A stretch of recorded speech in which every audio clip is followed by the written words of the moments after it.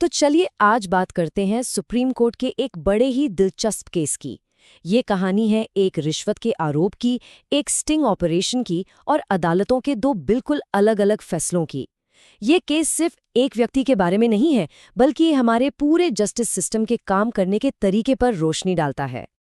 सोचिए, एक सरकारी अफसर पर रिश्वत का आरोप लगता है और फिर उसकी मेज की दराज से रिश्वत के पैसे भी मिल जाते हैं। तो केस तो यहीं खत्म हो जाना चाहिए, है ना? मामला एकदम साफ लगता है। पर क्या ये वाकई इतना सीधा है? जैसा कि हम आगे देखेंगे, कहानी में कई पेच हैं। जरा इस केस के सफर पर नजर डालिए। ये कोई 1-2 साल की बात नहीं है, पूरे 28 साल। ये मामला 1997 में शुरू हुआ और फिर दशकों तक हमारी अदालतों से गुजरता रहा। पहले ट्रायल कोर्ट, फिर हाई कोर्ट और आखिर में जाकर सुप्रीम कोर्ट ने इस पर अपना अंतिम फैसला सुनाया। तो चलिए कहानी की शुरुआत से शुरू करते हैं। देखते हैं कि इस मामले के मुख्य किरदार कौन थे और आखिर ये पूरा मामला शुरू कैसे हुआ। इस मामले के केंद्र में हैं पी सोमाराजू, जो उस वक्त लेबर डिपार्टमेंट में असिस्टेंट कमिश्नर थे। उन पर एक कॉन्ट्रैक्टर ने आरोप लगाया कि सोमाराजू साहब लाइसेंस रीन्यू करने के बदले में 9,000 रुपए की रिश्वत मांग रहे थे। और यहीं से कहानी में एक नाटकीय मोड़ आता है। एंटी करप्शन ब्यूरो का स्टिंग ऑपरेशन। जब एसीबी की एंट्री होती है तो हमारे सामने दो बिल्कुल अलग और एक दूसरे के उलट कहानियां खड़ी हो जाती हैं। देखिए, एक तरफ थी प्रोसिक्यूशन की कहानी। उनका कहना था, अफसर ने रिश्वत मांगी, हमने जाल बिछाया और उसे रंगे हाथों पकड़ लिया। बिल्कुल सीधी बात। लेकिन दूसरी तरफ बचाव पक्ष की कहानी एकदम अलग थी।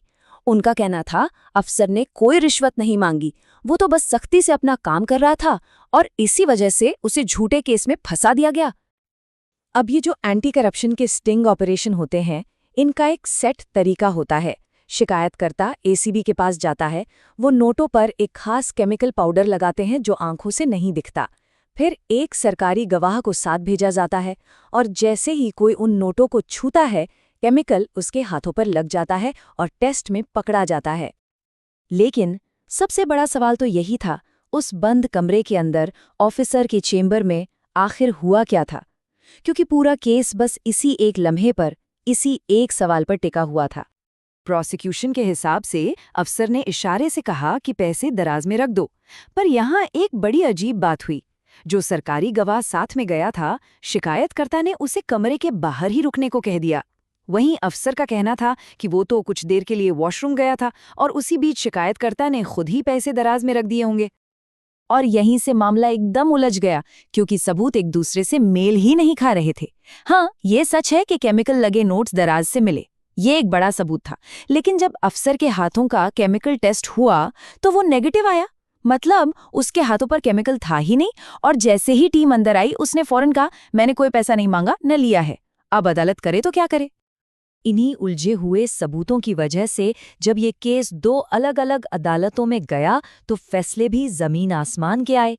चलिए देखते हैं कि कैसे एक ही केस पर दो बिल्कुल अलग नतीजे निकले। तो सबसे पहले मामला गया ट्रायल कोर्ट में।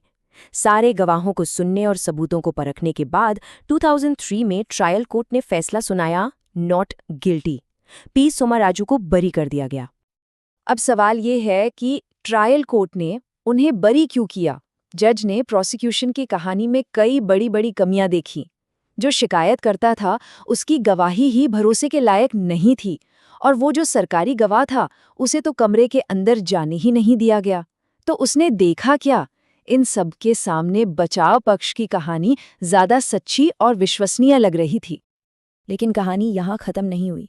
प्रोसिक्यूशन इस फैसले को लेकर हाई कोर्ट चली गई और फिर पूरे 8 साल के लंबे इंतजार के बाद एक बड़ा मोड़ आया।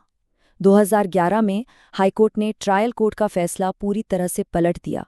जिसे बरी किया गया था उसे अब दोषी ठहरा दिया गया। और अब मामला पहुंचता है देश की सबसे बड़ी अदालत में, सुप्रीम कोर्ट। अब सुप्रीम कोर्ट को यह तय करना था कि इन दोनों में से कौन सही था, ट्रायल कोर्ट जिसने बरी किया या हाई कोर्ट जिसने सजा दी।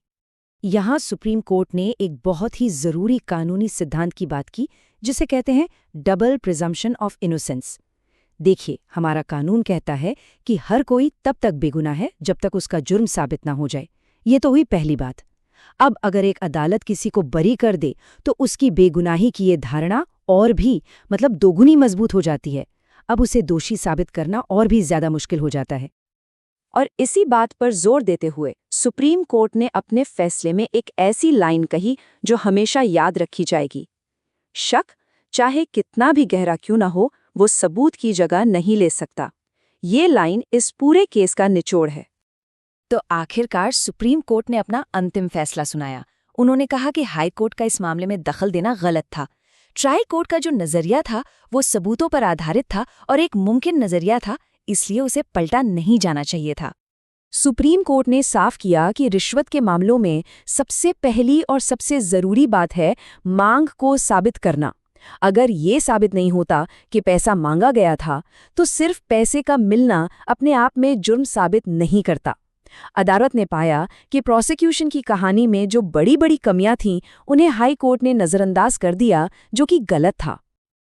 तो इस पूरे केस का मतलब क्या है? ये फैसला सिर्फ एक अफसर के बारे में नहीं है, ये हमारे जस्टिस सिस्टम के बारे में एक बड़ी और जरूरी बात कहता है। इस 28 साल लंबे कानूनी लड़ाई का जो सार है वो ये है कि किसी पर जुर्म साबित करने का बोझ हमेशा प्रोसिक्यूशन पर होता है, और ये बोझ बहुत भारी होता है और होना भी चाहिए। ये मुश्किल इसलिए बनाया गया है ताकि कोई भी बेगुनाह गलती से भी सजा ना पा जाए। और ये पूरी कहानी हमें एक बहुत बड़े सवाल के साथ छोड़ जाती है कि न्याय के लिए किसी को गुनहगार साबित करने की लकीर आखिर कितनी ऊंची होनी चाहिए। ये एक ऐसा संतुलन है जिसे हर न्याय प्रणाली को हमेशा बनाने की कोशिश करनी पड़ती है।